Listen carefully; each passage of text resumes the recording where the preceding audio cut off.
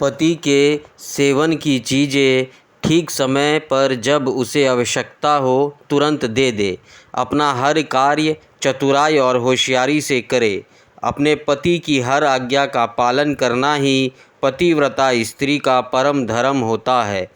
पति की आज्ञा लिए बिना पत्नी को कहीं भी नहीं जाना चाहिए, यहाँ तक कि तीर्थ स्थान जैसे पुण्य स्थलों पर भी नहीं। पति के चरणों को धोकर उसको पीने से ही पत्नी का तीर्थ स्नान पूरा हो जाता है। पति द्वारा छोड़े गए झूठे भोजन को पत्नी को प्रसाद समझकर खाना चाहिए। देवता, पितरों, अतिथियों या भिखारियों को भोजन का भाग देकर ही भोजन करना चाहिए। व्रत तथा उपवास रखने से पूर्व पति की आज्ञा अवश्य ले, अन्यथा व्रत का पुण्य नहीं मिलता। किसी चीज़ को पाने के लिए अपने पति से झगड़ा कदापि ना करे। सुख से आराम पूर्वक बैठे हुए या सोते समय पति को कभी भी ना उठाए।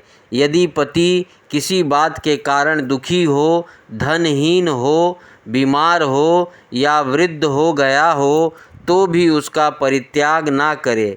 रजस्वला होने पर 3 दिन तक अपने पति के सामने ना जाए, उसे अपना मुख ना दिखाए। जब तक स्नान करके शुद्ध ना हो जाए तब तक पति से कोई बात ना करे। शुद्ध होकर सर्वप्रथम अपने पति का ही दर्शन करे। उत्तम पतिव्रत का पालन करने वाली स्त्री को सुहाग का प्रतीक माने जाने वाली वस्तुएं जैसे सिंदूर, हल्दी, रोली, काजल, चूड़ियाँ, मंगलसूत्र, पायल, बिछुए, नाक की लौंग, कान के कुंडलों को सदैव धारण करना चाहिए। जो स्त्री सुहाग की निशानी माने जाने वाली इन वस्तुओं को हर वक्त धारण किए रहती है, उनके पति की आयु में वृद्धि होती है। पतिव्रता स्त्री को कभी भी छिनाल, कुल्टा आदि भाग्यहीन स्त्रियों के साथ नहीं रहना चाहिए, अर्थात उनसे मित्रता नहीं करनी चाहिए। पति से लड़ने वाली एवं उससे वैर भाव रखने वाली स्त्री को सहेली ना बनाए। कभी भी अकेली ना रहे। वस्त्रहीन होकर स्नान ना करे। सदा पति के कहे अनुसार चले। पति की इच्छा होने पर ही रमन करे। उसकी हर इच्छा को ही अपनी इच्छा समझे। पति के हंसने पर हंसे और उसके दुखी होने पर दुखी हो। पतिव्रता स्त्री के लिए उसका पति ही उसका आराध्य होना चाहिए। ब्रह्मा, विष्णु और शिव से अधिक उसे अपने पति को महत्व देना चाहिए। अपने पति को शिव स्वरूप मानकर उसे पूजना चाहिए। पति के साथ लड़ने वाली स्त्री कुतिया या सियारिन के रूप में जन्म लेती है। पति जिस स्थान पर बैठा हो उससे ऊंचे स्थान पर ना बैठे। किसी की भी निंदा ना करे। सबसे मीठे वचन बोले। पति स्त्री की जिंदगी में सबसे अधिक महत्वपूर्ण होता है, इसलिए उसका सदैव पूजन करे। नारी को अपने पति को ही देवता, गुरु, धर्म, तीर्थ एवं व्रत समझकर उसकी आराधना करनी चाहिए। पति से कभी दुर्वचन ना कहे। सास, ससुर, जेठ, जेठानी, गुरुओं सहित सभी बड़ों का आदर करे। उनके सामने कभी ऊंचा ना बोले और ना ही हंसे। बाहर से पति के आने पर आदर पूर्वक उसके चरण धोए।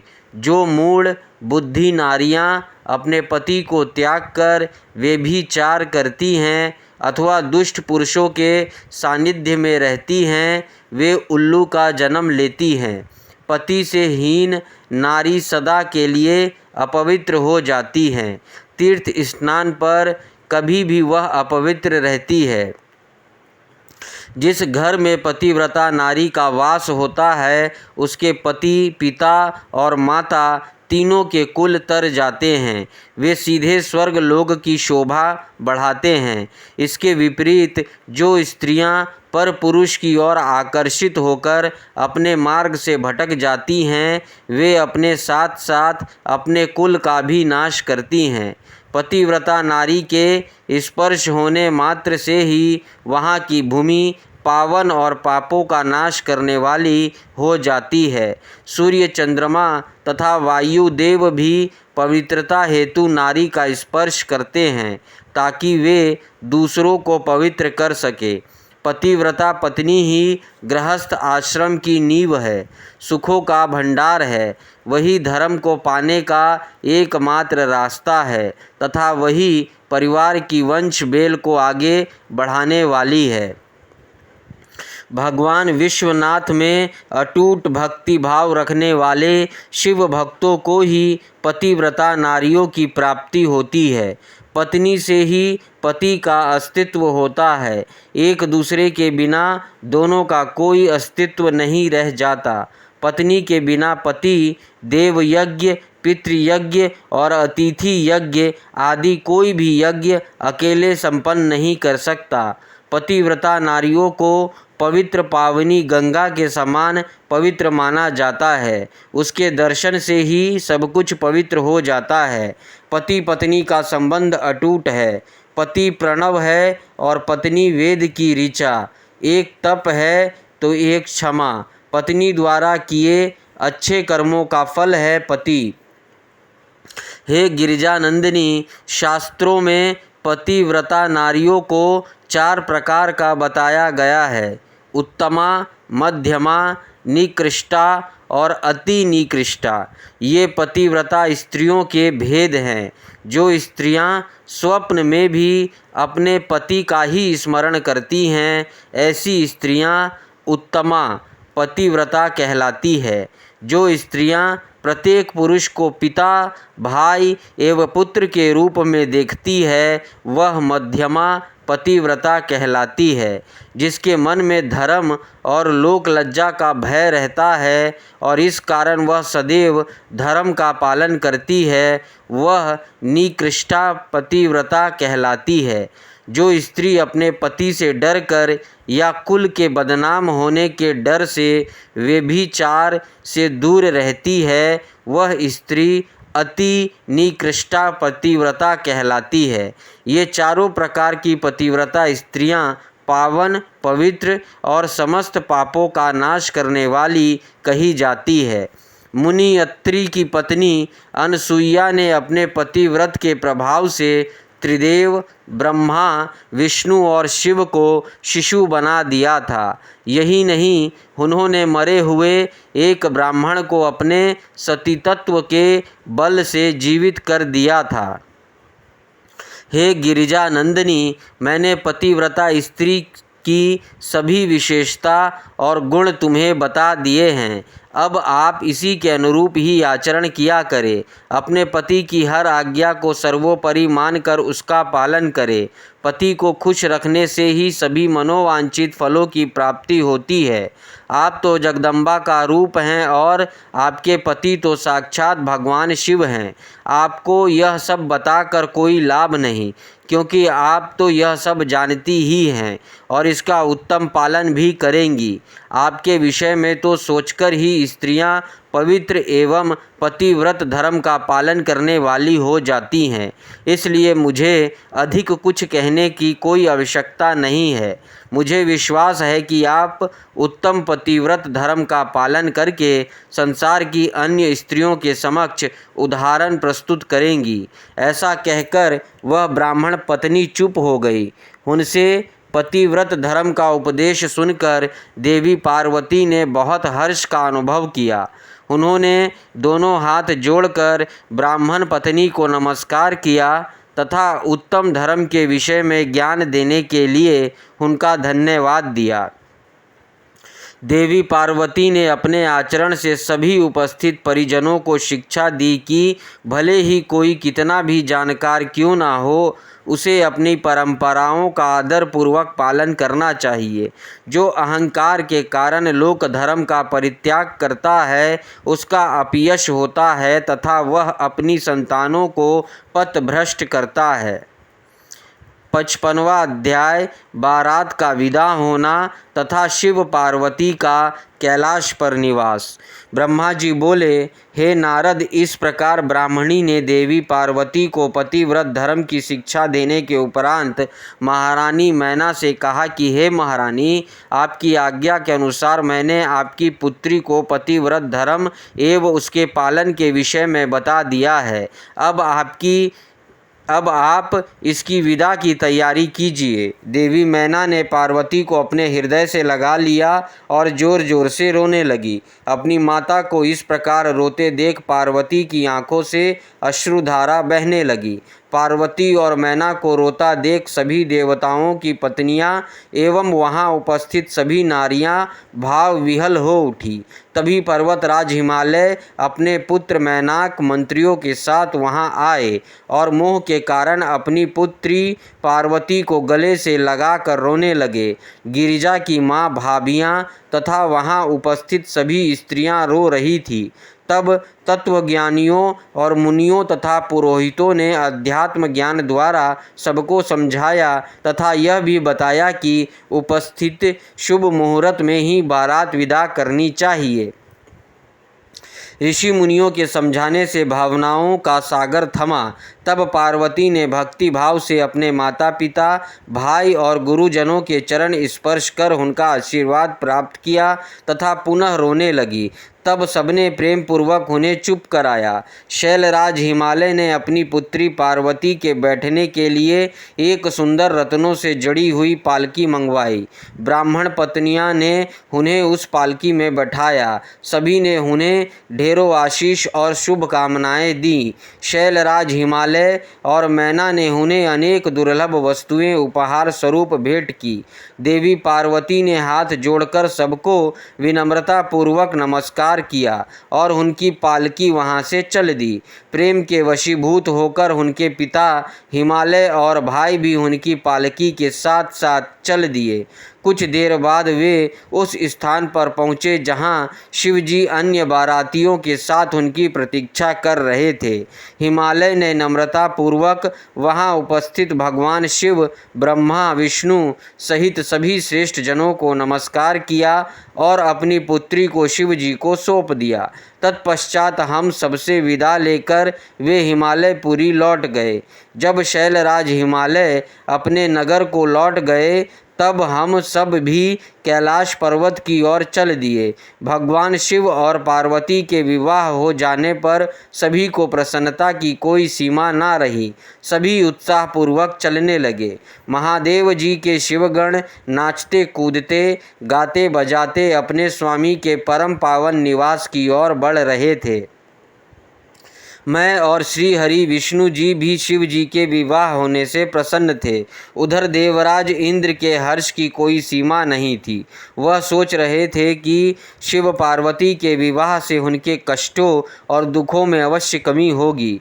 उन्हें इस बात का यकीन हो गया था कि अब जल्द ही उन्हें और सब देवताओं को तारकासुर नामक भयंकर दैत्य से मुक्ति अवश्य मिलेगी।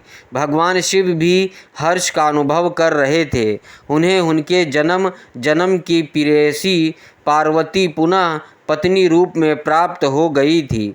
इस प्रकार प्रसन्नतापूर्वक आनंद में मग्न होकर सभी कैलाश पर्वत की ओर जा रहे थे। उस समय सभी दिशाओं से पुष्प वर्षा हो रही थी, मंगल ध्वनि बज रही थी और मंगल गाने गाए जा रहे थे। इस प्रकार यात्रा करते हुए सभी कैलाश पर्वत पर पहुँचे। वहाँ पहुँचकर भगवान शिव ने पार्वती से कहा, हे देवेश्वरी, आप सदा से ही मेरी प्रिया है। आप पूर्व जन्म में मुझसे बिछुड़ गई थी। सब देवताओं की कृपा से आज हम पुनः एक हो गए हैं। आज आपको पुनः अपने पास विराजमान पाकर मैं बहुत प्रसन्न हूँ। हम दोनों का साथ तो जन्म जन्मांतरों से है। शिव शिवा के बिना और शिवा शिव के बिना अधूरी है। आज मुझे पुनः अपनी प्राण वल्लभा मिल गई है। प्रभु शिव की इन प्यारी बातों को सुनकर देवी पार्वती का मुख लज्जा से लाल हो गया। उनके बड़े बड़े सुंदर नेत्र झुक गए और वे धीरे से बोली, हे नाथ, आपकी हर एक बात मुझे स्मरण है। मेरे जीवन में सब कुछ आप ही हैं। आज आपने अपनी इस दासी को अपने चरणों में जगह देकर बहुत बड़ा उपकार किया है। मैं आपको पति के रूप में पाकर धन्य हो गई हूँ। देवी पार्वती के उत्तम मधुर वचनों को सुनकर भगवान शिव मुस्कुरा दिए। तत्पश्चात भगवान शिव ने सभी देवताओं को स्वादिष्ट भोजन कराया एवं उन्हें सुंदर उपहार भेंट स्वरूप दिए। भोजन करने के बाद सभी देवता एवं ऋषि मुनि भगवान शिव के पास आए और उन्हें प्रणाम कर उनकी स्तुति करने लगे और शिव पार्वती से आज्ञा लेकर अपने अपने धाम चले गए।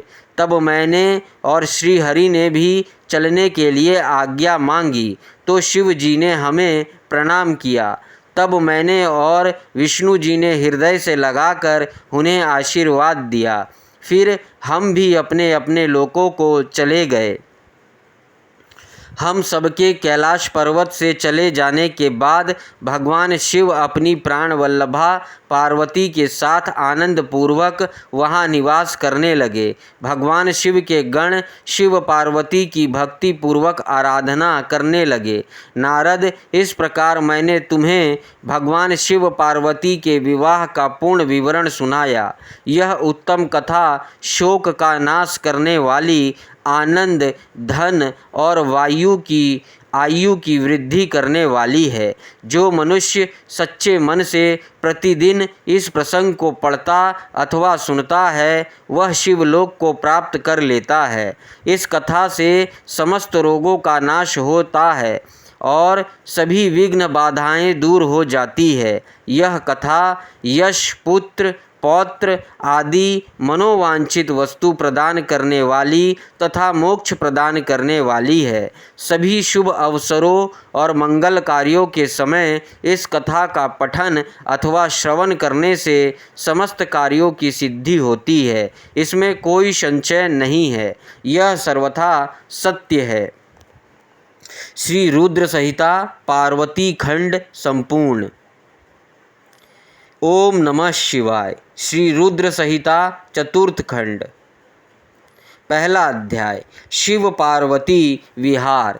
जिनका मन वंदना करने से प्रसन्न होता है, जो प्रेम प्रिय है और जो प्रेम प्रदान करने वाले हैं, जो पूर्ण आनंद हैं और अपने भक्तों की इच्छाओं को सदा पूरा करने वाले हैं, जो ऐश्वर्य संपन्न और कल्याणकारी हैं, जो साक्षात सत्य के स्वामी हैं, सत्य प्रिय और सत्य के प्रदाता हैं, ब्रह्मा और विष्णु जिनकी सदा स्तुति करते हैं, जो अपनी इच्छा के अनुरूप शरीर को धारण करते हैं, उन परम आदरमयी भगवान शिव की मैं चरण वंदना करता हूँ।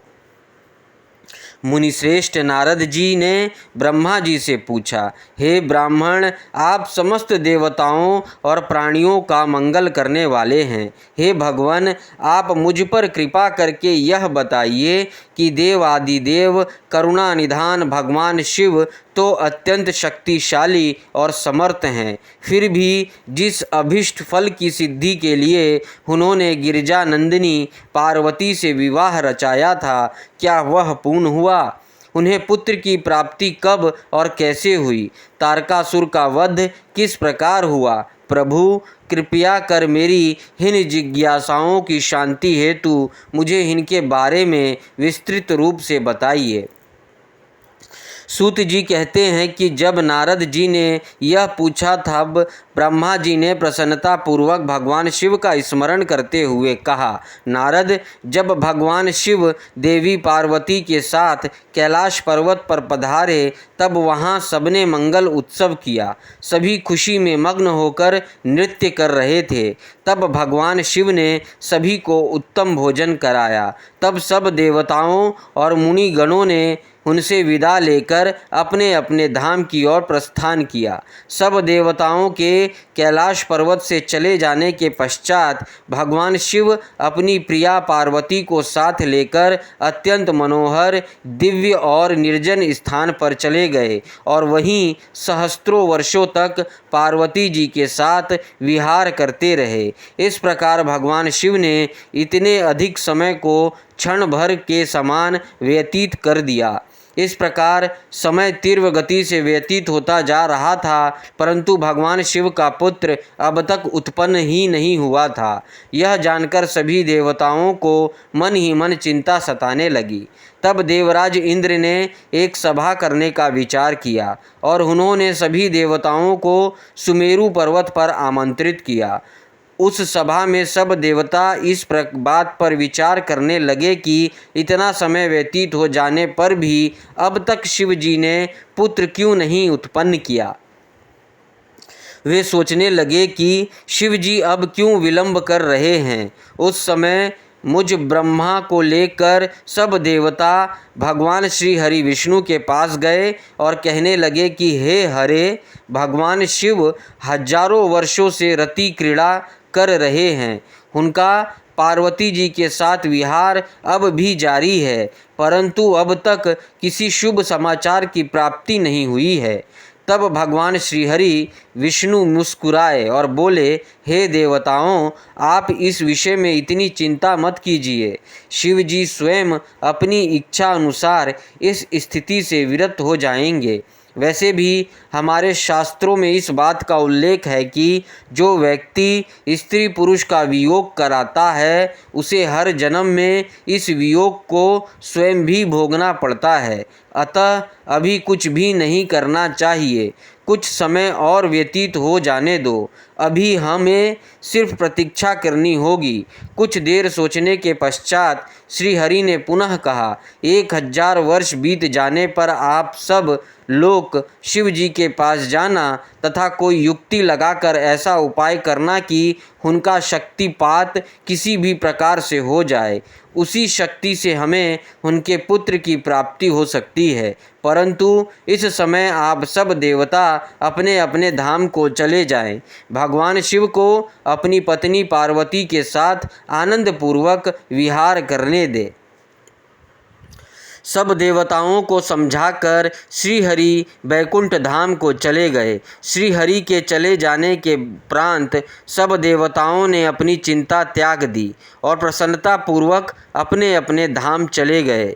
समय अपनी गति से बीतता गया, परंतु शिव जी का पुत्र नहीं हुआ।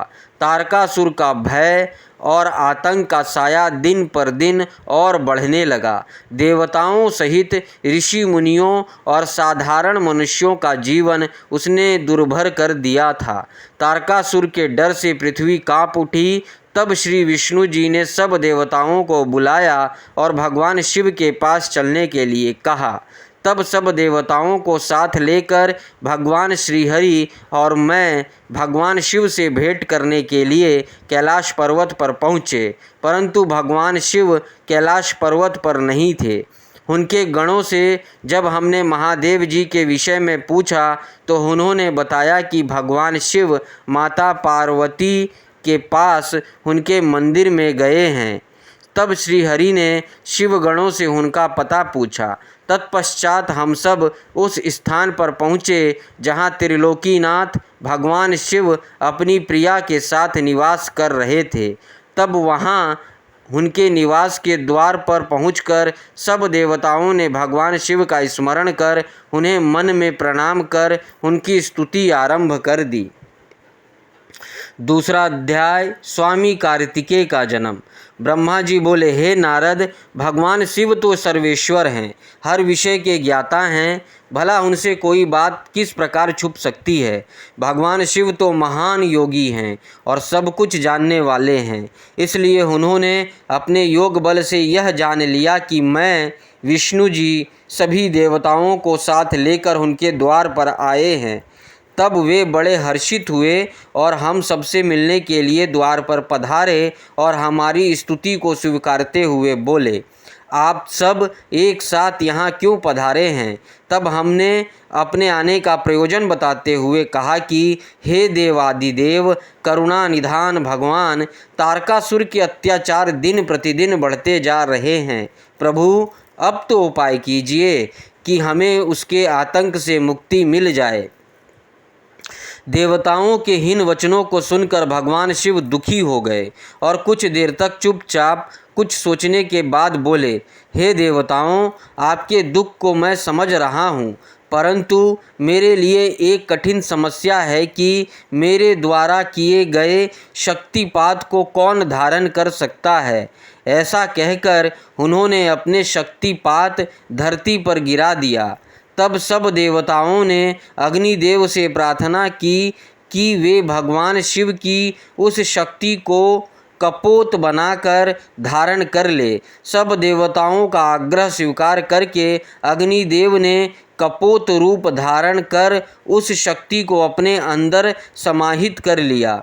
जब बहुत देर तक भगवान शिव देवी पार्वती के पास वापस नहीं पहुँचे तो परेशान होकर देवी स्वयं उन्हें देखने बाहर चली आई। वहाँ जब उन्होंने अग्निदेव को उस शक्ति का भक्षण करते हुए देखा तो वे क्रोधित हो गई। उस समय उनकी आंखें गुस्से के कारण लाल हो गई थी। तभी देवी पार्वती ने अग्निदेव से कहा, हे दुष्ट अग्निदेव, आपने मेरे पति त्रिलोकीनाथ की शक्ति का भक्षण किया है, इसलिए आज मैं तुम्हें शाप देती हूँ कि तुम सर्वभक्षी होगे। जो भी तुम्हारे संपर्क में आएगा वह तत्काल नष्ट हो जाएगा। तुम सर्वथा इस आग में स्वयं भी जलते रहोगे। अग्निदेव को क्रोध से यह शाप देकर देवी पार्वती वहाँ से चली गई। उनके साथ शिव जी भी वहाँ से चले गए। इधर समस्त देवताओं द्वारा अग्नि से होम करने से और अन्न आदि के सेवन द्वारा वह शक्ति सब देवताओं के शरीर में पहुँच गई। उस शक्ति की गर्मी से सभी देवता दुखी हो गए थे।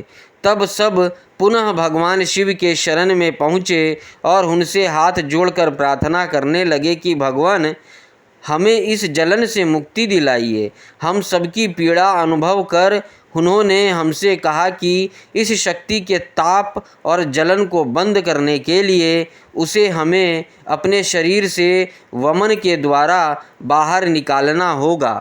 भगवान शिव की आज्ञा मानकर हम सभी देवताओं ने वमन द्वारा शिव जी की उस शक्ति को अपने शरीर से निकाल दिया। उसके निकलते ही सबने संतोष की सांस ली और महादेव जी की स्तुति करके उन्हें धन्यवाद दिया, परंतु अग्निदेव की पीड़ा किसी भी प्रकार कम नहीं हो रही थी।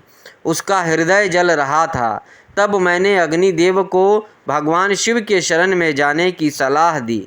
मेरी बात मानकर अग्नि देवता ने भक्त वत्सल भगवान शिव की बहुत स्तुति की। तब शिव जी प्रसन्न हुए और बोले, कहिए अग्निदेव, आप क्या कहना चाहते हैं? तब अग्निदेव ने हाथ जोड़कर भगवान को प्रणाम किया और उनकी स्तुति की। तत्पश्चात वे बोले, हे देवादिदेव, कृपा करके मेरे अपराध को क्षमा कर दीजिए। मैं बहुत बड़ा मूर्ख हूँ जो मैंने आपकी शक्ति का भक्षण कर लिया। आप मुझे क्षमा करें और मुझ पर प्रसन्न हो। भगवान, मुझ पर कृपा कर इस शक्ति के ताप को कम करके मुझे मुक्ति दिलाइए। यह सुनकर भगवान प्रसन्नतापूर्वक अग्निदेव से बोले, हे अग्निदेव, आपने उस शक्ति का सेवन करके बहुत बड़ी भूल की है। आपने अपने किए का दंड आप काफ़ी समय से भोग रहे हैं, इसलिए मैं आपको क्षमा करता हूँ। तुम मेरी इस शक्ति को किसी नारी शरीर में स्थिर कर दो।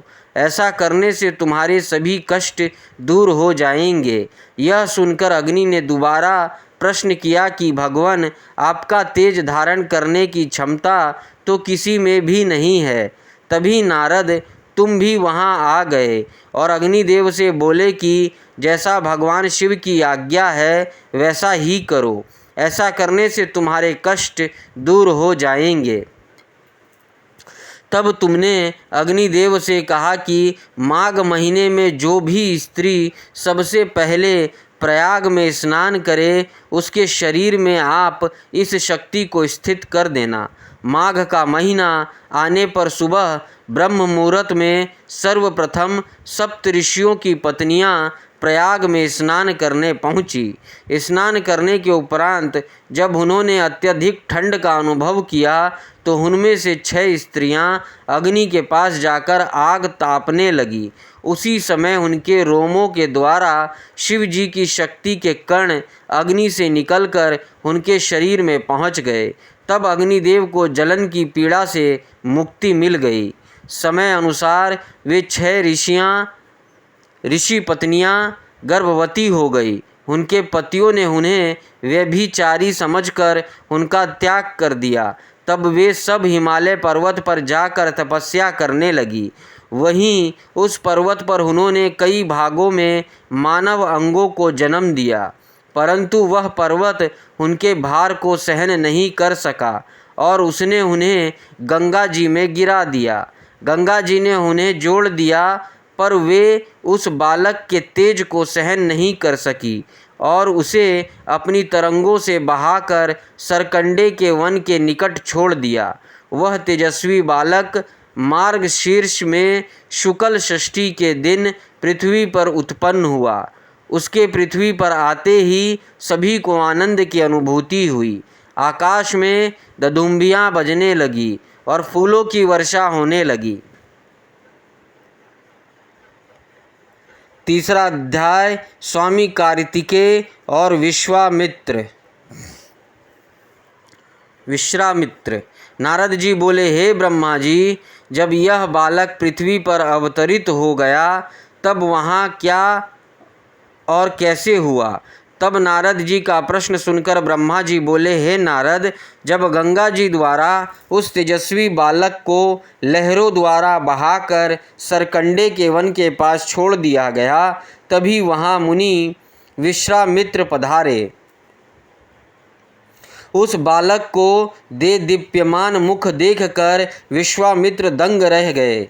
वह बालक दिव्य तेज से प्रकाशित हो रहा था। उसे बड़ा प्रतापी और बलशाली जानकर मुनि विश्वामित्र ने उसे नमस्कार किया और उसकी स्तुति करने लगे। तत्पश्चात मुनि बोले कि भगवान शिव की इच्छा से ही तुम यहाँ प्रकट हुए हो। शिव तो सर्वेश्वर हैं, वे ही परम ब्रह्म परमात्मा हैं। इस संसार का हर प्राणी, हर जीव उनकी आज्ञा का ही पालन करता है। तब मुनि विश्वामित्र के ऐसे वचन सुनकर वह बालक बोला, हे महाज्ञानी प्राकंड पंडित मुनि विश्वामित्र, मेरे इस स्थान पर आने के बाद सर्वप्रथम आप ही यहाँ पधारे हैं। निश्चय ही आपका यहाँ आना भगवान शिव की प्रेरणा से ही प्रेरित है। इसलिए आप ही विधि विधान के अनुसार मेरा नामकरण संस्कार कीजिए। आज से आप ही मेरे पुरोहित हैं और मेरे द्वारा पूज्य हैं। मेरे द्वारा पूज्य होने के कारण आप इस जगत में विख्यात और पूज्य होंगे। उस बालक के ऐसे वचन सुनकर मुनि विश्वामित्र आश्चर्यचकित होकर उस बालक से पूछने लगे कि हे बालक, आप कौन हैं? अपने विषय में मुझे बताइए। तब उनकी बात सुनकर वह बालक बोला, हे विश्वामित्र, अब आप ब्रह्म ऋषि हो गए हैं। मेरे विषय में जानने से पूर्व आप मेरा संस्कार कीजिए। तब मुनि विश्वामित्र ने उस अद्भुत बालक का नामकरण संस्कार किया और उसका नाम कार्तिकेय रखा। गुरु दक्षिणा के रूप में उसने मुनि को दिव्य ज्ञान प्रदान किया। तब मैंने स्वयं वहाँ जाकर उस बालक को गोद में लिया और उसे चूमा। तत्पश्चात मैंने उस शक्तियाँ और शस्त्र प्रदान किया। उन अद्भुत शक्तियों को प्राप्त कर वह बालक बहुत प्रसन्न हुआ और तुरंत ही पहाड़ पर चढ़ गया। पहाड़ पर चढ़कर वह उसके शिखरों को गिराने लगा तथा वहाँ की संपदा नष्ट करने लगा। यह देखकर उस स्थान पर निवास करने वाले राक्षस उस बालक को मारने के लिए दौड़े। उन भयंकर राक्षसों से बिना भयभीत हुए उसने उन सब को भगा दिया। उनके भयंकर युद्ध से पूरा त्रिलोक कांपने लगा। त्रिलोक को भयभीत होता देखकर सब देवता वहां पहुँचे। देवराज इंद्र ने क्रोध में आकर उस बालक पर प्रहार किया। इस प्रहार के फलस्वरूप उस बालक के शरीर से विशाख नामक दूसरा पुरुष पैदा हो गया। उन्होंने उस बालक पर एक और प्रहार किया तो नेगम नाम का एक और महाबली पुरुष पैदा हो गया। इस प्रकार इंद्र के प्रहारों से 4 स्कंद पैदा हुए जो बहुत वीर और बलवान थे। तब क्रोधित होकर ये चारों स्कंद एक साथ मिलकर स्वर्ग के राजा इंद्र को मारने के लिए दौड़े। यह देखकर इंद्र घबराकर अपनी जान बचाने के लिए कहीं दूर जाकर छिप गए। उनको ढूंढते ढूंढते वह बालक उनके धाम स्वर्ग में पहुंच गया। उस समय जब वह बालक स्वर्ग पहुंचकर देवराज इंद्र को ढूंढ रहा था, एक सुंदर सरोवर में 6 कृतिकाएँ स्नान कर रही थी। उस सुंदर सलोने बालक को देखकर वह उसे प्यार करने और गोद में खिलाने के लिए दौड़ी और उसे पकड़ कर ले आई। तब उन कृतिकाओं ने उस नन्हे बालक को बहुत प्यार किया और तब वे आपस में उसे दूध पिलाने के लिए लड़ने लगी। तब उस बालक ने 6 मुख धारण करके सब माताओं का स्तनपान किया। तब वे प्रसन्नतापूर्वक उस बालक को अपने साथ अपने लोक में ले गई और उसका लालन पोषण करने लगी। चौथा अध्याय कार्तिकेय की खोज। ब्रह्मा जी बोले, इस प्रकार उस दिव्य बालक को लेकर वे कृतिकाएँ अपने लोक में चली गई। वहां जाकर उन्होंने उस बालक को सुंदर वस्त्रों और आभूषणों से अलंकृत किया और बड़े लाड प्यार से उस बच्चे को पालने लगी। जब बहुत समय व्यतीत हो गया तब एक दिन पार्वती जी ने अपने पति शिव जी से पूछा, हे प्रभु, आप तो सबके ईश्वर हैं, सब प्राणियों के वंदनीय हैं, सब आपका ही ध्यान करते हैं। भगवान, मैं आपसे एक बात पूछना चाहती हूँ। तब त्रिलोकीनाथ भगवान शिव ने मुस्कुरा कर कहा, देवी पूछो, क्या पूछना चाहती हो। तब देवी पार्वती ने कहा, प्रभु, आपकी शक्ति जो पृथ्वी पर गिरी थी वह कहाँ गई। देवी पार्वती के हीन वचनों को सुनकर शिव जी ने विष्णु जी, मेरा और सब देवताओं और मुनियों का स्मरण किया। यह ज्ञात होते ही कि भगवान शिव ने हमें बुलाया है, हम सभी तुरंत कैलाश पर्वत पर चले गए। वहां पहुंचकर हमने महादेव जी और देवी पार्वती को हाथ जोड़कर नमस्कार किया और उनकी स्तुति की। तब भगवान शिव बोले, हे देवताओं, मुझे यह बताइए, मेरी वह अमोघ शक्ति कहाँ है? शीघ्र बताओ, अन्यथा मैं तुम्हें इसके लिए दंड दूंगा। भगवान शिव के ये वचन सुनकर सभी देवता भय से कांपने लगे। तब उन्होंने जैसे तैसे वह शक्ति जहाँ जहाँ गई थी वह सभी बातें शिव पार्वती को विस्तार सहित बताई। तब उन्होंने यह भी बताया कि उस बालक को 6 कृतिकाएँ अपने साथ अपने लोक को ले गई है और उसको पाल रही है। यह सुनकर शिव जी व देवी पार्वती को बहुत प्रसन्नता हुई। वे दोनों अपने उस पुत्र को देखने के लिए बहुत उत्सुक थे। तब शिव जी ने अपने गणों को उस बालक को कृतिकाओं के पास से वापस ले आने की आज्ञा दी। भगवान शिव की आज्ञा पाकर उनके वीर बलशाली गण, क्षेत्रपाल और भूत प्रेत गण लाखों की संख्या में शिव जी के पुत्र की खोज में निकल पड़े। तब उन सबने वहां पहुंचकर कृतिकाओं के घर को घेर लिया। यह देखकर कृतिकाएँ भय से व्याकुल हो गई। तब कृतिकाएँ ने अपने पुत्र कार्तिकेय से कहा कि हमें चारों ओर से असंख्य सेनाओं ने घेर लिया है, अब हमने बचने का मार्ग खोजना चाहिए। यह सुनकर स्वामी कार्तिकेय मुस्कुराए और बोले, हे माताओं, आपको डरने की कोई आवश्यकता नहीं है। आपका यह पुत्र आपके साथ है। मेरे रहते कोई भी शत्रु इस घर में प्रवेश नहीं कर सकता। माता, मेरे बाल रूप को देखकर आप मुझे अयोग्य ना समझे। मैं इन सभी को हराने में सक्षम हूँ। इससे पूर्व की कार्तिकेय हुण गणों की सेनाओं को नुकसान पहुँचाते नंदीश्वर उनके सामने आकर खड़े हो गए और बोले, हे माताओं, हे भ्राता, मुझे संसार के संहार करता भगवान शिव ने यहाँ भेजा है। मेरे यहाँ आने का उद्देश्य किसी का नुकसान पहुँचाना नहीं है। मैं तो सिर्फ आपको अपने साथ ले जाने आया हूँ। इस समय ब्रह्मा, विष्णु और शिव त्रिदेव आपकी कैलाश पर्वत पर प्रतीक्षा कर रहे हैं तथा आपके लिए चिंतित हैं। आप शीघ्र ही हमारे साथ पृथ्वी पर चले।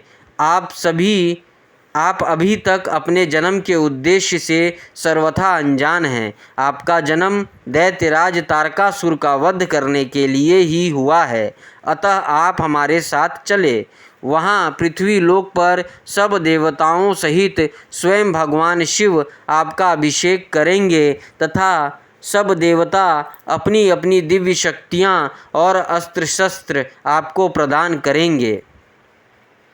यह सुनकर कार्तिकेय बोले, यदि आपको भगवान शिव ने यहाँ मेरे पास भेजा है तो मैं अवश्य ही उनके दर्शनों के लिए आपके साथ चलूँगा। हे तात, ये ज्ञान योगिनियाँ प्रकृति की कला है।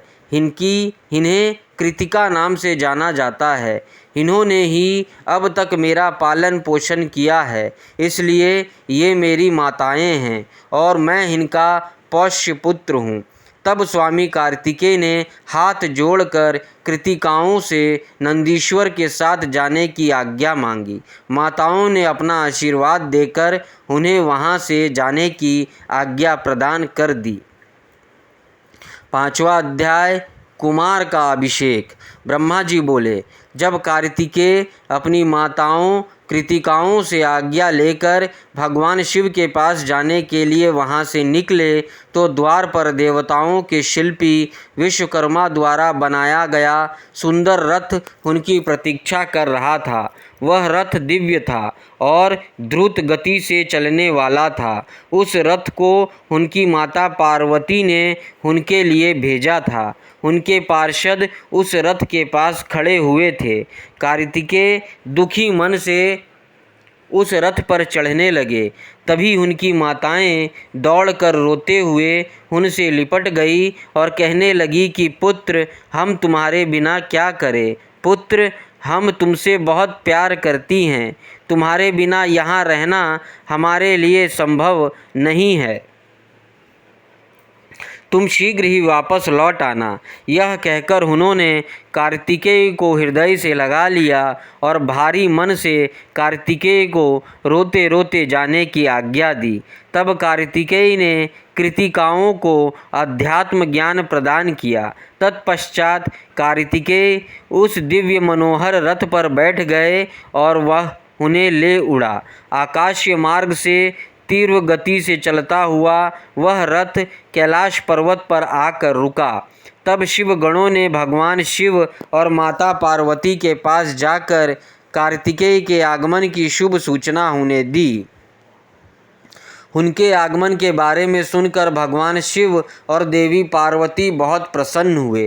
तत्पश्चात भगवान शिव मुझे, विष्णु जी, देवी पार्वती और अन्य देवताओं को साथ लेकर उस स्थान पर पहुँचे जहाँ कार्तिकेय का रथ रुका हुआ था।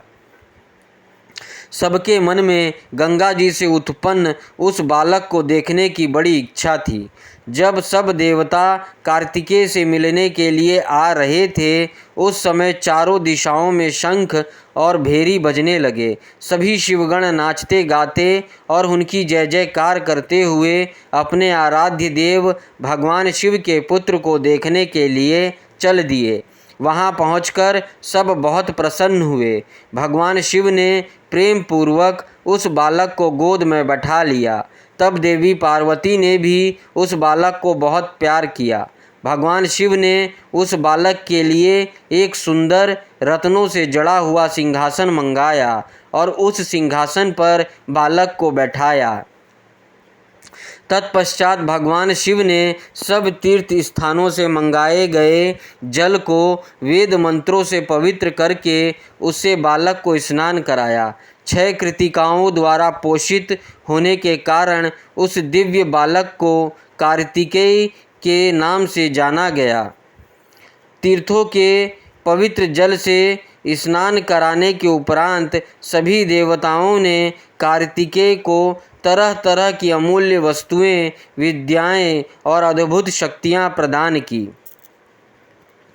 तब सर्वप्रथम देवी पार्वती ने अपने पुत्र को हृदय से लगाकर उसे चिरंजीव होने का आशीर्वाद प्रदान किया।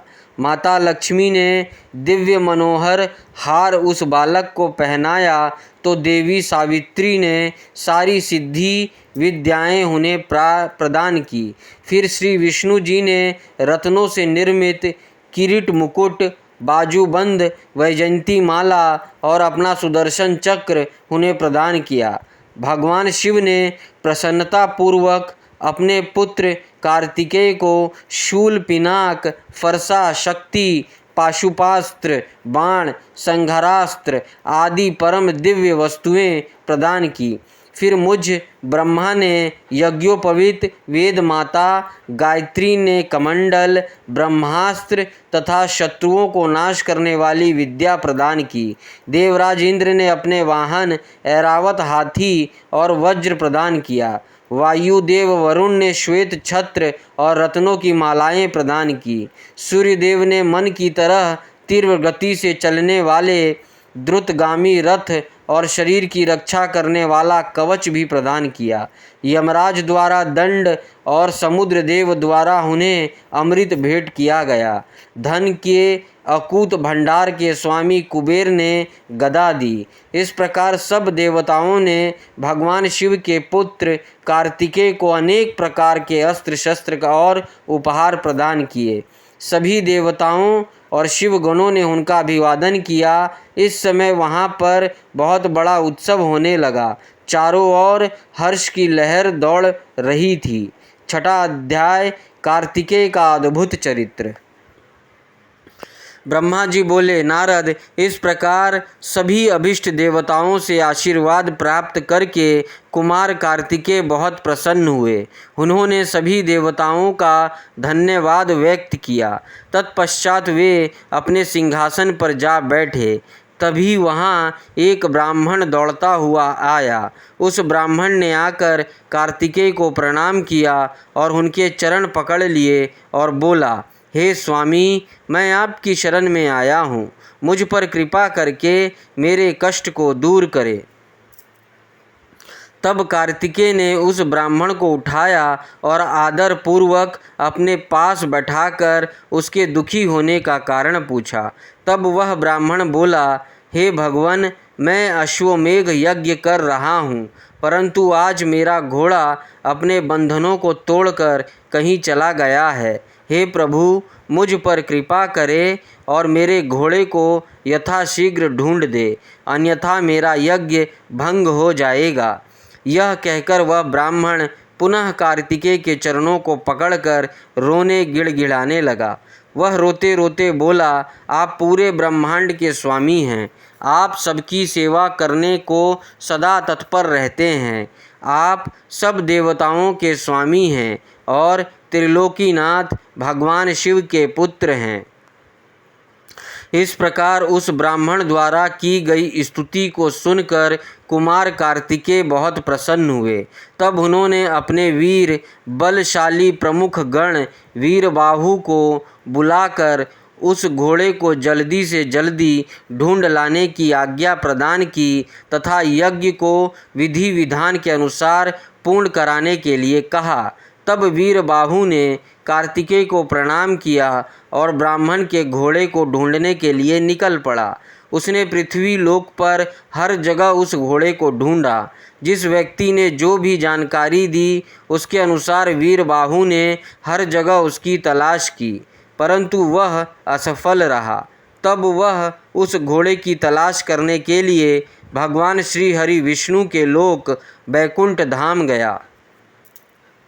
वहाँ जाकर वीरबाहु ने देखा कि एक घोड़े ने विष्णु लोक में बहुत आतंक मचा रखा था। विष्णु लोक में वह घोड़ा खूब उपद्रव कर रहा था। कुमार कार्तिकेय के उस गण वीरबाहु ने तुरंत उस घोड़े को बंधक बना लिया और उसे पकड़कर अपने स्वामी कार्तिकेय के पास ले आया।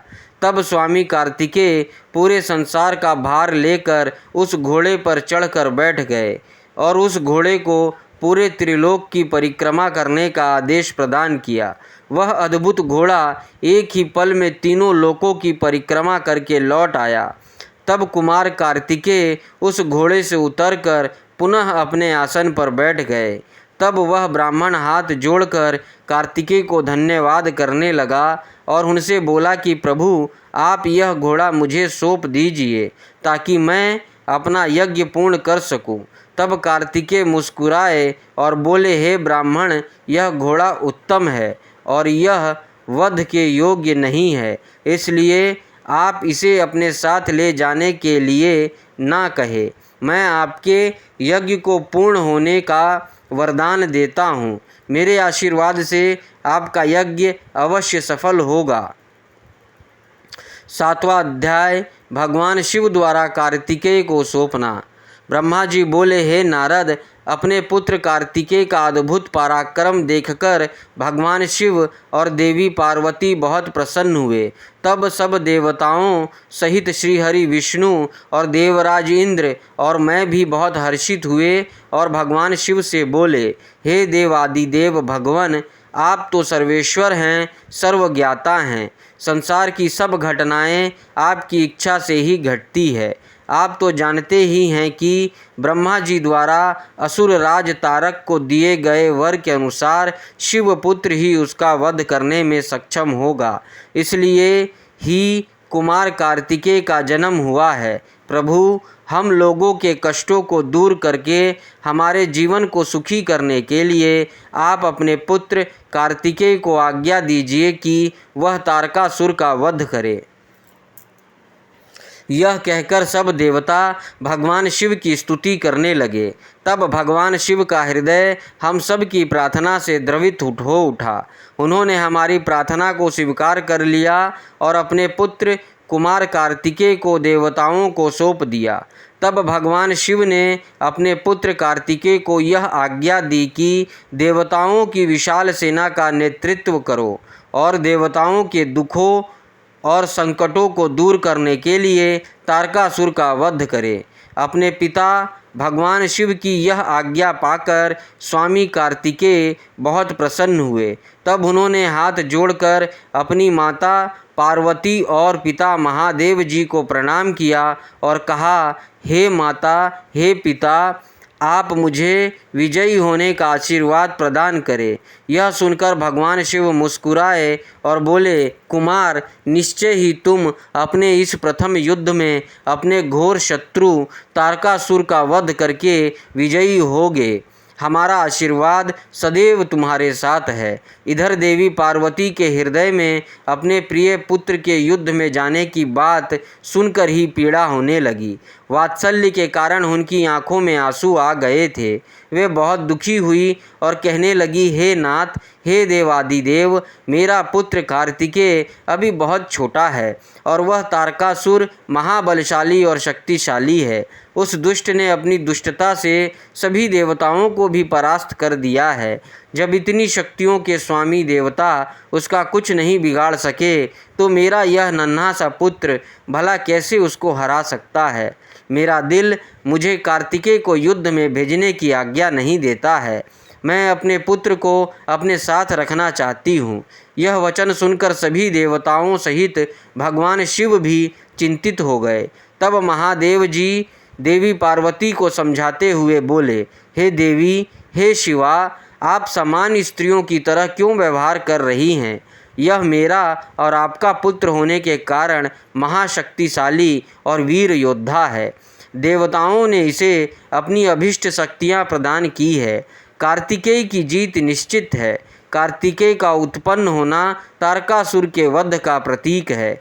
आप व्यर्थ में चिंता ना हो। अपने पुत्र को खुशी खुशी तारक के वध के लिए भेजे। भगवान शिव के ऐसे वचन सुनकर देवी पार्वती को बहुत संतोष हुआ और उन्होंने कार्तिकेय को युद्ध में जाने की आज्ञा दे दी। तब सब देवताओं का भय दूर हुआ और उनमें प्रसन्नता की लहर दौड़ गई। 8वां अध्याय युद्ध का आरंभ। ब्रह्मा जी बोले, नारद, जब देवी पार्वती और भगवान शिव ने कुमार कार्तिकेय को युद्ध का नेतृत्व करने की आज्ञा प्रदान की तो सभी देवता बहुत प्रसन्न हुए और एकत्र होकर उस पर्वत की ओर चल दिए। सिंहनाद करते हुए वे आगे बढ़ने लगे। उस समय कार्तिकेय सेना के नेतृत्व करते हुए सबसे आगे चल रहे थे। सब देवता मन में यही सोच रहे थे कि अब उन्हें तारकासुर नाम से मुसीबत से छुटकारा मिल जाएगा। जब तारकासुर को इस बात का पता चला कि देवताओं ने युद्ध की तैयारी पूरी कर ली है तो तारकासुर ने भी तुरंत युद्ध की घोषणा कर दी। अपनी विशाल चतुरंगिनी सेना को लेकर तारक भी सिंहनाद करता हुआ देवताओं की ओर बढ़ने लगा। राक्षसों की सेना देखकर एक पल के लिए देवता घबरा गए। उसी समय आकाशवाणी हुई, हे देवगणों, तुम लोग भगवान शिव के पुत्र कार्तिकेय के नेतृत्व में युद्ध करने जा रहे हो, इसलिए तुम जरूर जीतोगे। तारकासुर कार्तिकेय के हाथों अवश्य मारा जाएगा। उस आकाशवाणी को सुनकर सभी देवताओं का उत्साह बढ़ गया और उनका डर दूर हो गया। उस समय ददुम्भी और अनेक प्रकार के बाजों की ध्वनि आकाश में गूंजने लगी। तब देवता और राक्षस युद्ध करने के लिए पृथ्वी और सागर के संगम पर पहुँचे। दोनों पक्षों में बड़ा भयानक युद्ध छिड़ गया। युद्ध की भयंकर गर्जना से पृथ्वी भी डोलने लगी। देवताओं की सेना का नेतृत्व शिवपुत्र कार्तिकेय कर रहे थे। उनके पीछे पीछे देवराज इंद्र सहित देवताओं की विशाल सेना थी। कार्तिकेय उस समय इंद्रदेव के ऐरावत हाथी पर विराजमान थे। तब उन्होंने उस हाथी को छोड़ दिया और रत्नों से जड़े सुंदर यान पर बैठ गए। उस सुंदर विमान पर प्रचेता ने सुंदर छत्र रखा। उस सुंदर विमान में बैठकर कार्तिकेय बहुत निराले और शोभा संपन्न लग रहे थे। उसी समय देवताओं और असुरों में भयानक युद्ध प्रारंभ हो गया। पृथ्वी कांपने लगी और फल भर में खंड मुंडों में बदलने लगी।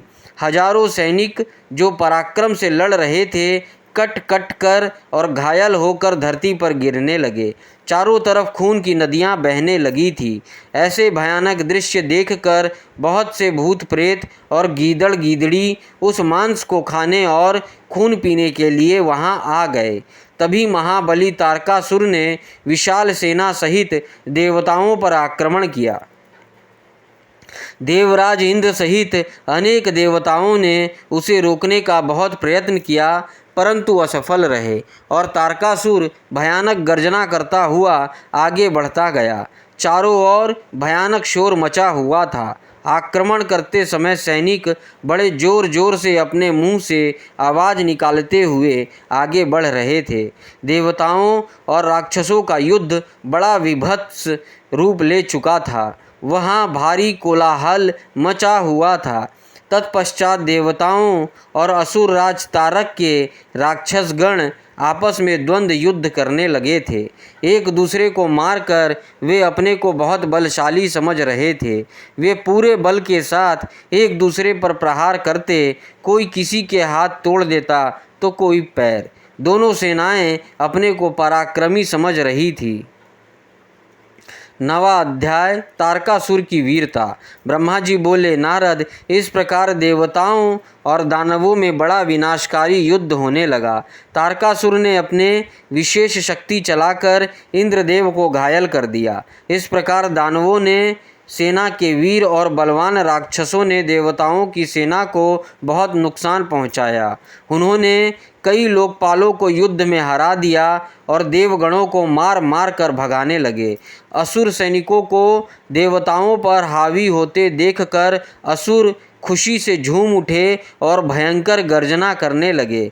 तब देवताओं की ओर से लड़ रहे वीरभद्र क्रोधित होकर तारकासुर के निकट पहुँचे। असुरों ने वीरभद्र को चारों ओर से घेर लिया। उन्होंने परस्पर पाश, खड़ग, फरसा और पटिश आदि आयुधों का प्रयोग किया। देवता और असुर आपस में गुत्थम गुत्था होकर लड़ने लगे। तभी देवताओं की ओर से वीरभद्र तारकासुर से लड़ने लगे। वीरभद्र ने पूरी शक्ति से तारकासुर पर आक्रमण किया और उसको त्रिशूल के प्रहार से घायल कर दिया। घायल होकर तारक जमीन पर गिर पड़ा, परंतु अगले ही पल उसने स्वयं को संभाल लिया और पुनः खड़े होकर वीरभद्र से युद्ध करने लगा। महाकौतुकी तारक ने भीषण मार से वीरभद्र को घायल करके वहां से भगा दिया। तत्पश्चात उसने वहां युद्ध कर रहे देवताओं को अपने क्रोध का निशाना बनाया।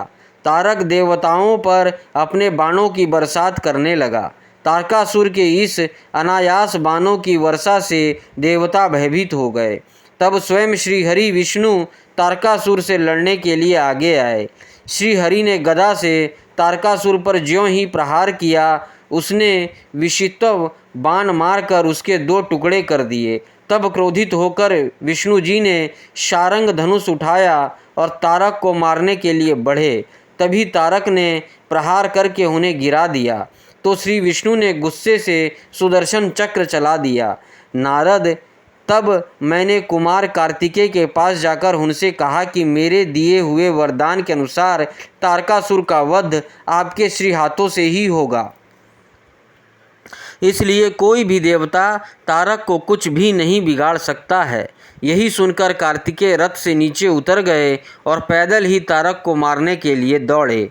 उनके हाथों से उनकी शक्ति थी जो लपटों के समान चमकती हुई उल्का की तरह लग रही थी। 6 मुख वाले कुमार कार्तिकेय को देखकर तारकासुर बोला, देवताओं, क्या यही बालक है तुम्हारा वीर पराक्रमी कुमार जो शत्रुओं को पल में विनाश कर देता है? यह कहकर तारकासुर जोर से अट्टहास करने लगा और बोला कि इस बालक के साथ तुम सभी को मार दूंगा। तुम इस बालक की मेरे हाथों हत्या कराओगे? ऐसा बोलते हुए भयानक गर्जना करता हुआ वह कुमार कार्तिकेय की ओर पलटा और बोला कि हे बालक, ये मूर्ख देवता तो व्यर्थ में तुझे बलि का बकरा बनाना चाहते हैं, पर मैं इतना कठोर नहीं हूँ कि बिना किसी अपराध के एक मासूम बालक पर वार करूं। इसलिए जा, तू भाग जा, मैं तेरे प्राणों को छोड़ देता हूं। देवराज इंद्र और भगवान श्री हरि विष्णु की निंदा करने से तारक द्वारा कमाया गया तपस्या का सारा पुण्य नष्ट हो गया था। तभी इंद्र ने उस पर वज्र का प्रहार किया, जिससे वह धरती पर गिर पड़ा। तब कुछ ही देर में तारकासुर पूरे उत्साह के साथ पुनः उठ खड़ा हुआ और अपने भीषण प्रहार से उसने देवराज इंद्र को घायल कर दिया और उन पर अपने पैर का प्रहार किया। यह देखकर देवता भयभीत हो गए और इधर उधर भागने लगे। तभी श्री हरि विष्णु ने इस स्थिति को संभालने के लिए तारकासुर पर अपना सुदर्शन चक्र चला दिया। चक्र ने तारकासुर को धाराशाही कर दिया, परंतु तारकासुर इतना आसानी से हार मानने वाला नहीं था। वह अपनी पूरी शक्ति के साथ पुनः उठकर खड़ा हो गया। तब उसने अपनी प्रचंड शक्ति हाथ में लेकर भगवान विष्णु को ललकारा और उन्हें अपने भीषण प्रहार से घायल कर दिया। विष्णु जी मूर्छित होकर पृथ्वी पर गिर पड़े। वहाँ का यह दृश्य देखकर सभी देवताओं में कोहराम मच गया। सब अपने प्राणों की रक्षा करने के लिए इधर उधर भागने लगे। सारी सेना तितर बितर होने लगी। यह देख वीरभद्र ने तारकासुर पर आक्रमण किया। उसने त्रिशूल उठाया और तारकासुर पर वार किया, जिससे तारकासुर भूमि पर गिर पड़ा। किंतु उसी क्षण उठकर उसने वीरभद्र को अपनी शक्ति से घायल करके मूर्छित कर दिया और जोर जोर से हंसने लगा। 10वां अध्याय तारकासुर वध। ब्रह्मा जी बोले, नारद, यह सब देखकर कुमार कार्तिकेय को तारकासुर पर बड़ा क्रोध आया और वे अपने माता पिता पार्वती और भगवान शिव के श्री चरणों का स्मरण कर अपनी असंख्य गणों को साथ लेकर तारकासुर को मारने के लिए आगे बढ़े। यह देखकर सभी देवताओं में उत्साह की एक लहर दौड़ गई और वे प्रसन्न मन से कार्तिकेय की जय जयकार का उद्घोष करने लगे। ऋषि मुनियों ने अपनी वाणी से कुमार कार्तिकेय की स्तुति की। तत्पश्चात तारकासुर और कार्तिकेय का बड़ा भयानक दुस्सह युद्ध हुआ। दोनों परम वीर और बलशाली एक दूसरे पर भीषण प्रहार करने लगे। दोनों अनेक प्रकार के दाव पेचों का प्रयोग कर रहे थे। कार्तिकेय और तारकासुर के बीच मंत्रों से भी युद्ध हो रहा था। दोनों अपनी पूरी शक्ति और सामर्थ्य का प्रयोग एक दूसरे को मारने के लिए कर रहे थे। इसी भयानक युद्ध में दोनों ही घायल हो रहे थे। युद्ध भयानक रूप लेता जा रहा था। उस भीषण युद्ध को सब देवता गंधर्व बैठकर देखने लगे। वह अद्भुत युद्ध अनायास ही सबके आकर्षण का केंद्र बन गया। हवा चलना भूल गई, सूर्य की किरणें ठहर गई, यहाँ तक कि सभी पर्वत इस युद्ध को देखकर अत्यंत भयभीत हो उठे। वे शिव पार्वती के इस पुत्र की रक्षा करने के लिए तुरंत उधर आ गए। यह देखकर कार्तिकेय बोले, हे पर्वतों, आप कोई चिंता ना करें। आज इस महापापी को मैं सबके सामने मौत के घाट उतार कर भय से मुक्ति दिलाऊंगा। जब कार्तिकेय पर्वत से बात करने में निमग्न थे, उसी समय तारक ने अपनी शक्ति हाथ में लेकर उन पर धावा बोल दिया। उस शक्ति के प्रहार से आघात से शिवपुत्र कार्तिकेय भूमि पर गिर पड़े, परंतु अगले ही क्षण वे अपनी पूरी शक्ति के साथ पुनः उठ खड़े हुए और लड़ने के लिए तैयार हो गए। कार्तिकेय ने अपने मन में अपने माता पिता पार्वती जी व भगवान शिव को प्रणाम करके उनका आशीर्वाद लिया और अपनी प्रबल शक्ति से तारकासुर की छाती पर आघात किया। उसकी चोट से तारकासुर का शरीर विदीर्ण होकर पृथ्वी पर गिर पड़ा। सबके देखते ही देखते वह महाबली असुर पल भर में ढेर हो गया। महाबली तारकासुर के मारे जाते ही चारों ओर कार्तिकेय की जय जयकार गूंज उठी। तारकासुर के वध से सभी देवता बहुत प्रसन्न थे। तब अपने महाराज तारकासुर को मरा जानकर असुरों की विशाल सेना में भयानक कोलाहल मच गया। अपने प्राणों की रक्षा करने के लिए सभी असुर इधर उधर भाग रहे थे। देवताओं ने मिलकर सभी असुरों को मार गिराया। कुछ असुर डर कर मैदान छोड़कर भाग खड़े हुए थे, तो बहुत से दैत्य और राक्षस हाथ जोड़कर कुमार कार्तिकेय की शरण में आ गए और उनसे क्षमा मांगने लगे। तब कुमार ने प्रेम पूर्वक उन्हें क्षमा कर दिया और उन दानवों को आदेश दिया कि वे सदैव के लिए पाताल में चले जाए। इस प्रकार तारकासुर के मारे जाने पर उसकी सारी सेना पल भर में नष्ट हो गई। यह देखकर देवराज इंद्र के साथ साथ समस्त देवताओं और संसार के प्राणियों में खुशी की लहर दौड़ पड़ी। पूरा त्रिलोक आनंद में डूब गया। जैसे ही कुमार कार्तिकेय की विजय की समाचार भगवान शिव पार्वती के पास पहुंचा, वे तुरंत अपने गणों को साथ लेकर युद्ध स्थल पर पधारे। श्री पार्वती जी ने अपने प्राण प्रिय पुत्र को अपने हृदय से लगा लिया और अपनी गोद में बिठाकर बहुत देर तक उसे चूमती रही। तभी वहाँ पर पर्वतराज हिमालय भी पहुँच गए और उन्होंने अपनी पुत्री पार्वती, भगवान शिव और कार्तिकेय की स्तुति की। चारों दिशाओं से उन पर फूल की वर्षा होने लगी। मंगल ध्वनि हर ओर गूंजने लगी। हर तरफ उनकी ही जय जयकार हो रही थी। देवताओं के स्वामी देवराज इंद्र ने अपने साथी देवताओं के साथ कुमार कार्तिकेय की हाथ जोड़कर स्तुति की। तत्पश्चात भगवान शिव अपनी पत्नी पार्वती को साथ लेकर शिवगणों सहित कैलाश पर्वत पर लौट गए। 11वां अध्याय बाणासुर और दैत्य प्रलंब का युद्ध। ब्रह्मा जी बोले, नारद, जब तारकासुर कुमार कार्तिकेय के द्वारा मारा गया, तब यह देखकर सभी देवताओं, ऋषि मुनियों सहित जन साधारण में प्रसन्नता की लहर दौड़ गई। सभी खुश थे। सभी देवताओं ने मिलकर भक्ति भाव से कार्तिकेय की स्तुति की। तभी क्रौंच नामक एक पर्वत दुखी होकर कार्तिकेय के पास आया। वह क्रौंच बाणासुर नामक दैत्य द्वारा सताया गया था। वह कुमार के सामने हाथ जोड़कर खड़ा हो गया और भक्ति भाव से स्वामी कार्तिकेय की स्तुति करने लगा। तत्पश्चात बोला, हे प्रभु, बाणासुर मुझे बहुत कष्ट दे रहा है, आप उससे मेरी रक्षा कीजिए।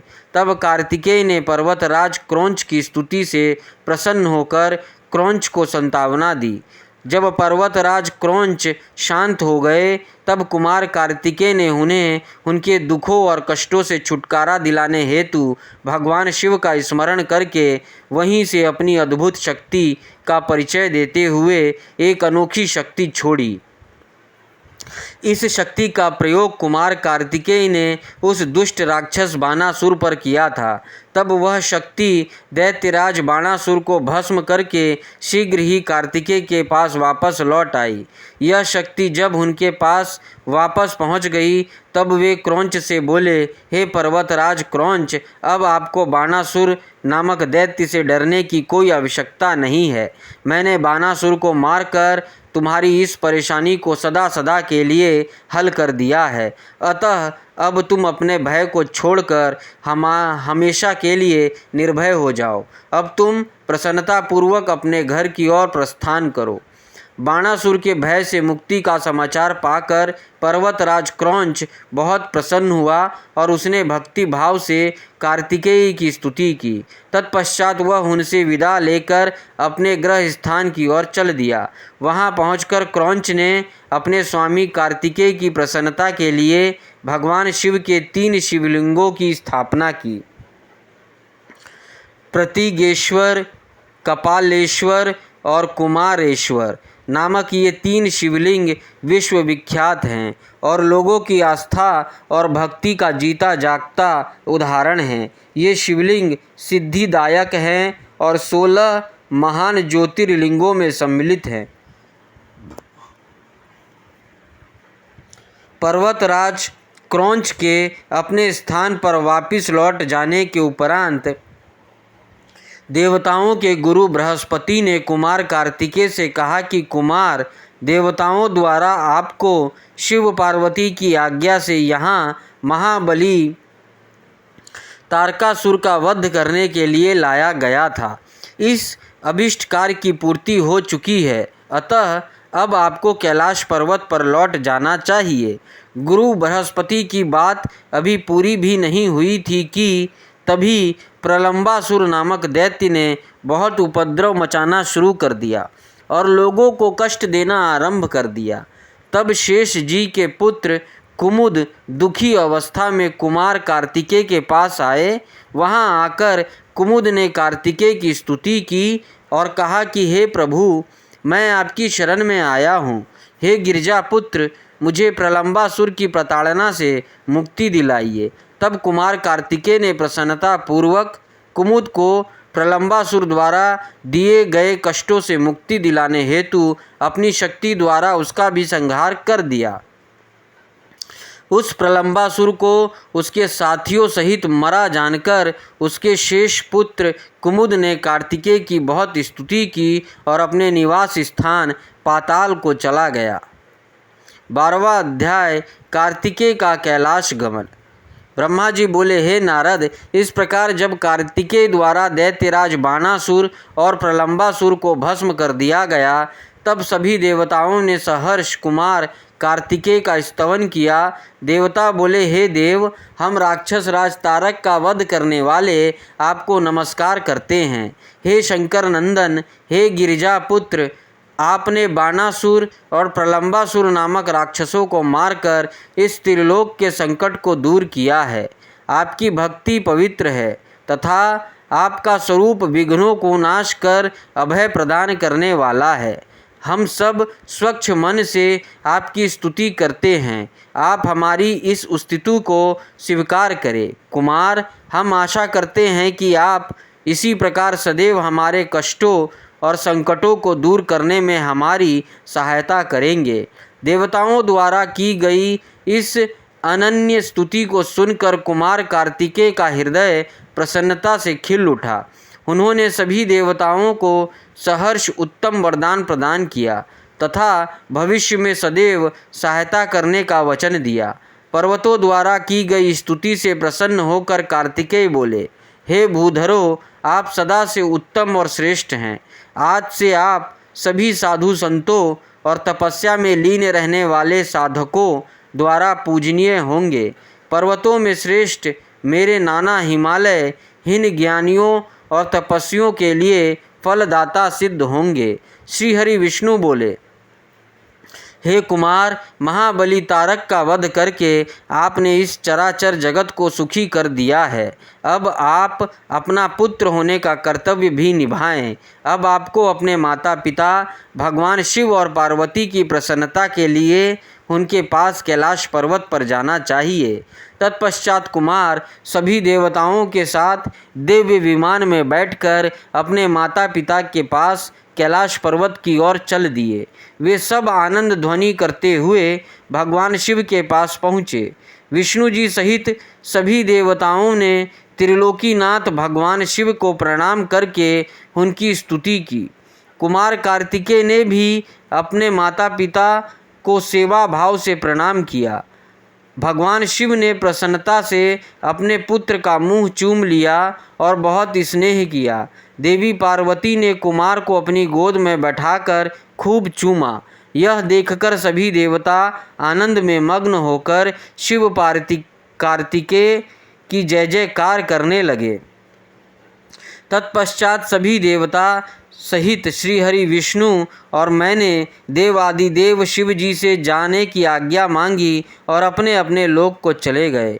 तब भगवान शिव अपनी प्राणप्रिया देवी पार्वती और पुत्र कार्तिकेय के साथ आनंद पूर्वक कैलाश पर निवास करने लगे।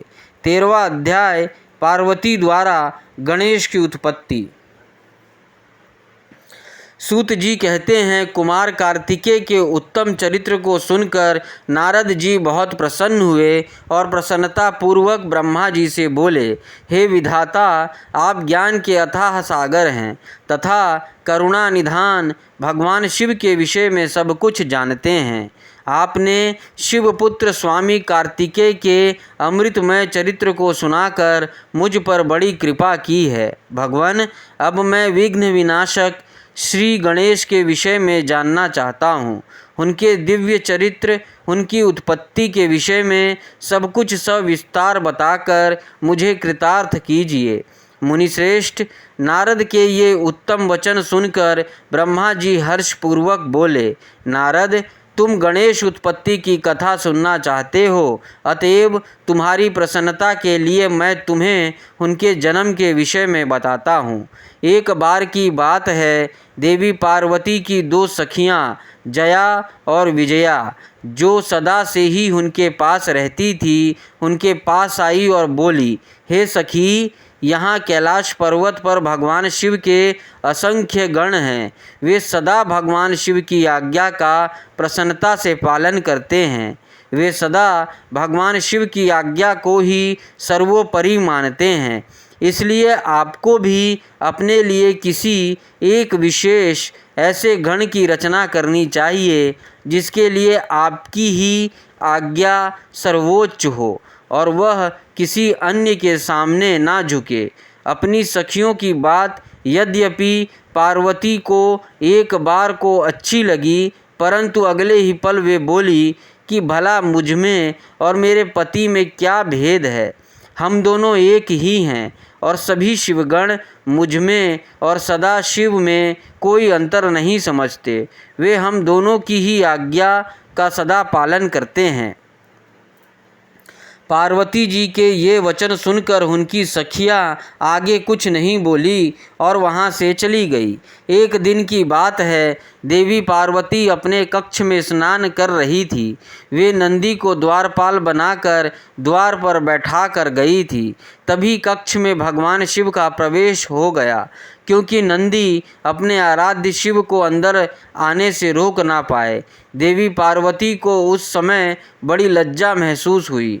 इस घटना के उपरांत पार्वती को अपनी सखियों द्वारा दिए गए सुझाव का स्मरण हुआ।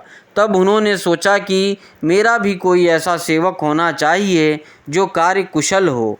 और मेरी आज्ञा का सदैव पालन करे, अपने कर्तव्य से कभी भी विचलित ना हो। ऐसा विचार करके उन्होंने अपने शरीर के मैल से शुभ लक्षणों से युक्त उत्तम बालक की रचना की।